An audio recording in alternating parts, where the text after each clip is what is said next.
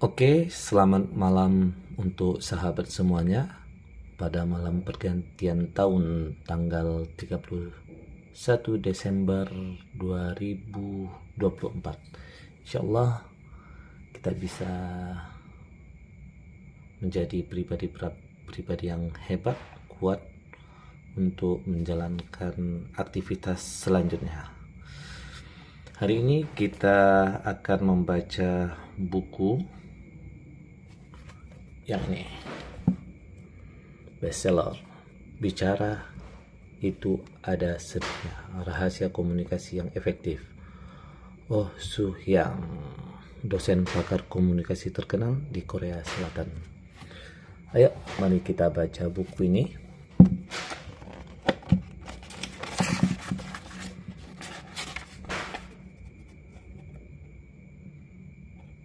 Ini ya. Ini ada kata dari beberapa orang tentang komunikasi, ya.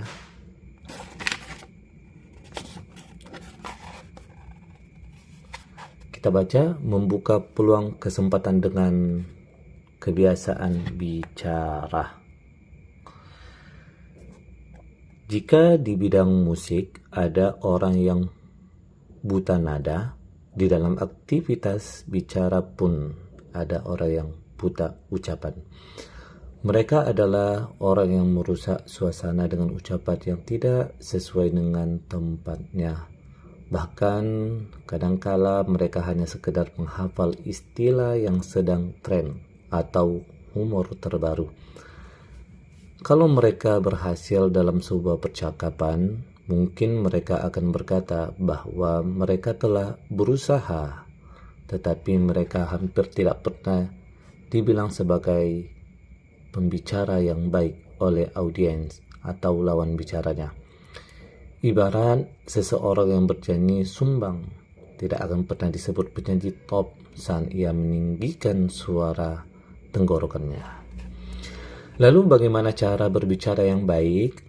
Apakah bicara dengan artikulasi yang jelas atau berbicara tanpa mengambil tarikan nafas? Tidak.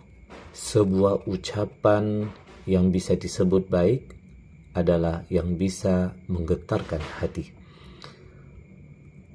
Ucapan seorang juara memiliki daya tarik tersendiri.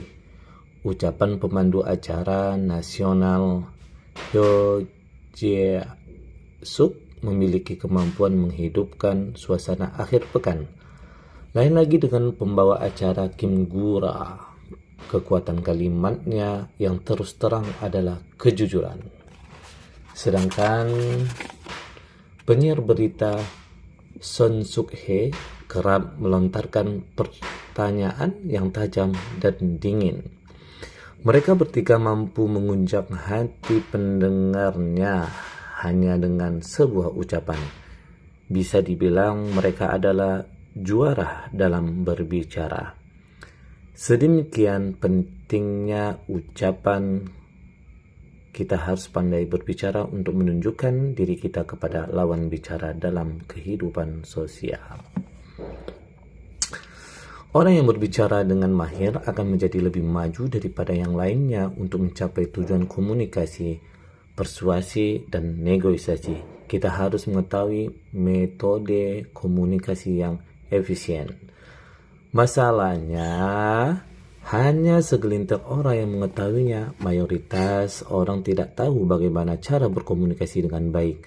Mereka kadang salah sangka bahwa orang lain pandai berbicara karena bawaan lahir. Lalu mereka akan berkata kepada dirinya sendiri, jika sejak awal tidak mahir berbicara, maka hal itu tidak akan bisa diperbaiki. Sama sekali tidak demikian. Anda dapat menonton film The King's Speech, Raja George VI naik tahta di kerajaan Inggris pada saat Perang Dunia 12 pecah. Namun ia mengalami kesulitan dalam berbicara dan selalu gagap. Oleh karena itu, publik tidak menyambut pidatonya dengan gegap gempita. Ia kemudian berlatih keras hingga bisa mengatasi kegagapannya. Hingga ia berhasil melakukan siaran pidato yang luar biasa, seperti mendeklarasikan perang dengan Jerman. Pidatonya menyentuh seluruh negeri dan berperan besar menyatukan rakyat Inggris. Oke, kita lanjut. Saya pun demikian, walaupun telah dikenal luas sebagai ahli seni bicara, sejak lahir saya tidak memiliki kemampuan berbicara seperti sekarang. Justru saya mulai percaya diri untuk berbicara sejak dipuji oleh guru bahasa SMA. Saat itu saya disuruh mendiktekan sebuah bacaan. Semenjak itu saya giat berlatih dan semakin lama mendapatkan hasil yang lebih baik daripada sebelumnya. Kemudian saya terpilih menjadi reporter dan berlanjut menapaki jalan sebagai pembawa acara, pengajar, pengisi suara, dan penyanyi. Kemampuan bicara saya semakin membaik dengan membawa berbagai acara dan konser melalui banyak trial and error di hadapan orang banyak. Kini saya boleh berbangga diri dan kemampuan berbicara saya yang mumpuni. Seolah membuktikan hal ini, kelas bicara saya tidak hanya mendapat penilaian tinggi, tetapi juga mendatangkan kesempatan berbondong-bondong. Belakangan ini saya begitu disibukkan dengan tanggung jawab mengajar di kampus, lembaga pendidikan, lembaga penelitian, dan perusahaan. Menurut saya, siapapun bisa meningkatkan kemampuannya asalkan mau berusaha. Dengan keyakinan inilah saya menulis buku yang berisi kumpulan metode berbicara ini. Banyak buku di pasaran membahas tentang komunikasi dan cara berbicara di pasaran, tetapi sebagian besar merupakan buku teknis, bahan pengajaran, atau terjemahan yang sulit dinikmati oleh awam.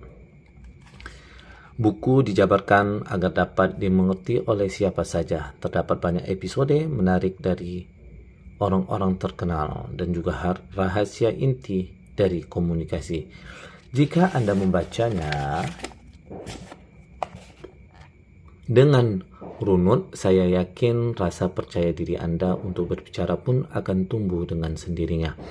Buku ini bukanlah untuk kalangan khusus, melainkan untuk orang-orang biasa yang tumbuh sedikit demi sedikit.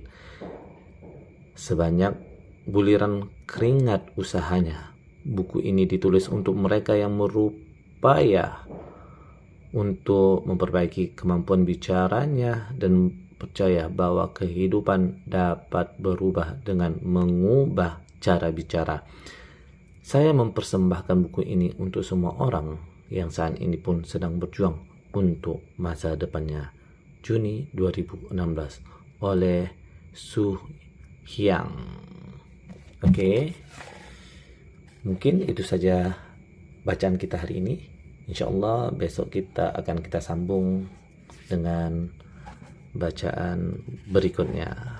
Kita buat video ini dengan tujuan belajar konsisten untuk membaca buku, walaupun cuma berapa lembar tadi?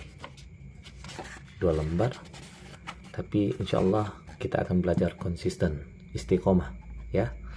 Ini besok daftar isinya. Bab 1, perbedaan juara 1 dan juara 2 terletak pada ucapannya.